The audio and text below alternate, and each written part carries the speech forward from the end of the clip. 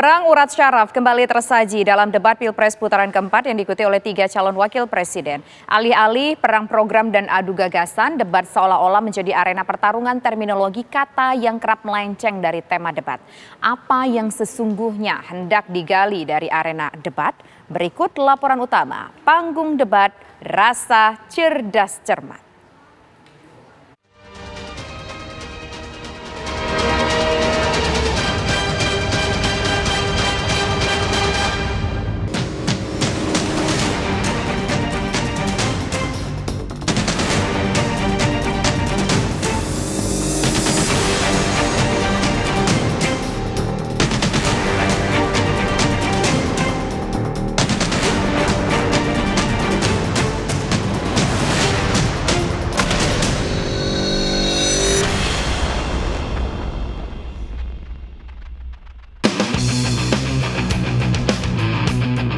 Debat Pilpres putaran keempat yang diikuti 3 calon wakil presiden kembali menyuguhkan perang urat syaraf.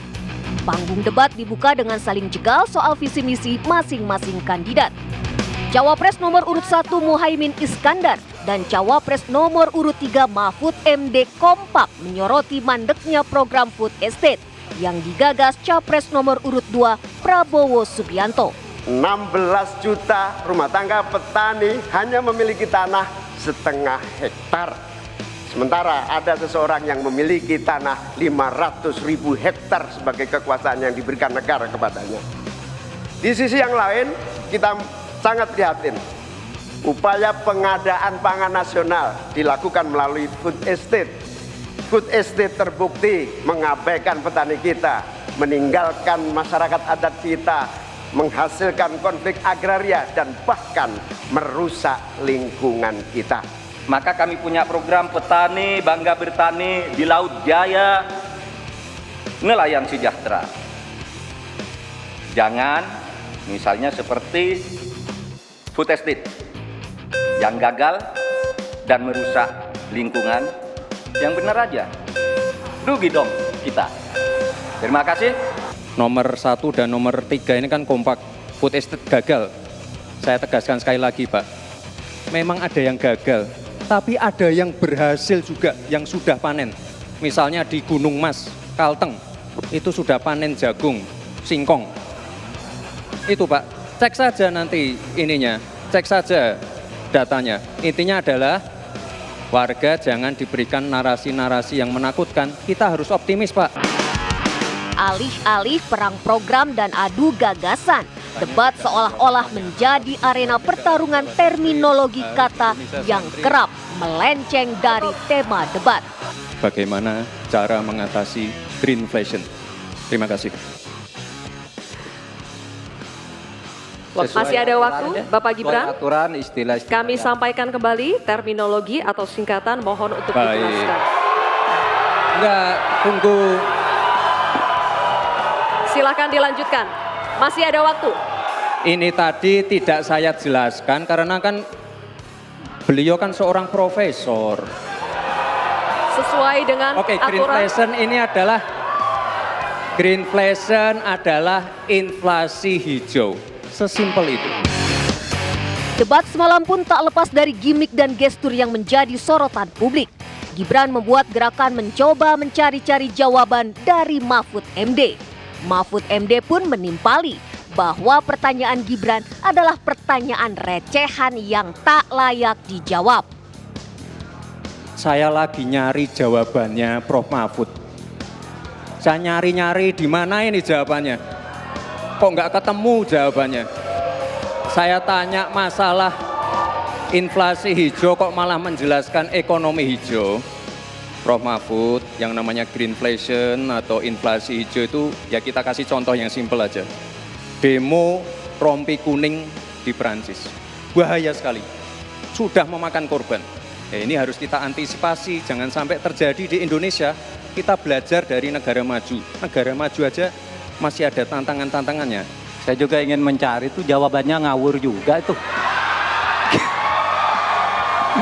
Gila ini. Ngarang-ngarang ndak karuan mengkaitkan dengan sesuatu yang tidak ada, gitu ya. Begini loh, kalau akademis itu gampangnya kalau bertanya yang kayak gitu-gitu tuh recehan gitu. Recehan. Oleh sebab itu tidak layak dijawab menurut saya. Dan oleh sebab itu saya kembalikan saja ke moderator. Ini tidak layak dijawab pertanyaan kayak gini. Tidak ada ini jawabannya. Diksi-diksi saling sindir dengan bahasa nyinyir kemudian kerap menjadi tontonan yang membuat panggung debat layaknya perlombaan cerdas cermat. Padahal melalui sesi saling lempar pertanyaan, publik diharapkan bisa menilai mana paslon yang punya ide realistis dan mana yang hanya punya gagasan sebatas angan-angan. Enak banget ya Gus ya, jawabnya sambil baca catatan tadi. Kuncinya di sini adalah ekstensifikasi dan intensifikasi lahan. Saya catat sedikit, yang penting ini bukan catatan Mahkamah Konstitusi. Gus Muhaimin ini lucu ya, menanyakan masalah lingkungan hidup tapi itu kok pakai botol-botol plastik itu. Padahal saya, Pak Ganjar, Prof Mahfud pakai botol kaca, itu gimana itu komitmennya? Botol plastik semua itu. Tapi nggak apa-apa, kita kembali lagi ke topik ya. Pertanyaan-pertanyaan menjebak dengan istilah yang tidak umum pun kerap dikeluarkan demi menjatuhkan lawan. Padahal menyerang personal lawan debat bukanlah bagian dari etika dalam berdebat yang sesungguhnya. Sepertinya Prof Mahfud agak ngambek ya, soalnya saya sudah 2 kali memberikan pertanyaan yang sulit. Carbon capture, greenflation, selalu dikomenin pertanyaan receh. Ya kalau receh ya dijawab Pak, gitu loh, segampang itu. Mas Gibran, saya menghormati Anda sebagai calon wakil presiden sehingga saya tidak akan bicara secara menjebak dan receh-receh. Dalam setiap arena debat, publik sejatinya menanti pertarungan ide gagasan, pikiran, program kerja, dan kebijakan. Sayangnya, saat ini terlihat lebih banyak manuver penyerangan pribadi ketimbang fokus pada substansi persoalan. Paslon nomor 1 dan tim suksesnya sering menggaungkan LFP, lithium ferrofosfat. Saya nggak tahu ini pasangan nomor 1 ini anti nikel atau gimana? Mohon dijelaskan. Semua ada etikanya, termasuk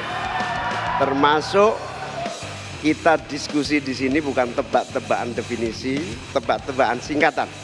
Kita levelnya adalah policy dan kebijakan. Prinsipnya sederhana.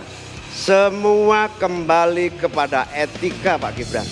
Hormati Anda sebagai calon. Saudara, Sesungguhnya apa sebenarnya yang hendak digali dari arena debat jika serangan personal lebih kerap dilontarkan dibandingkan persoalan yang hendak diselesaikan? Setidaknya, pemilih bisa menilai mana kontestan yang mahir dan piawai dalam penguasaan debat, bukan hanya pintar beratraksi dibandingkan mempertahankan argumentasi.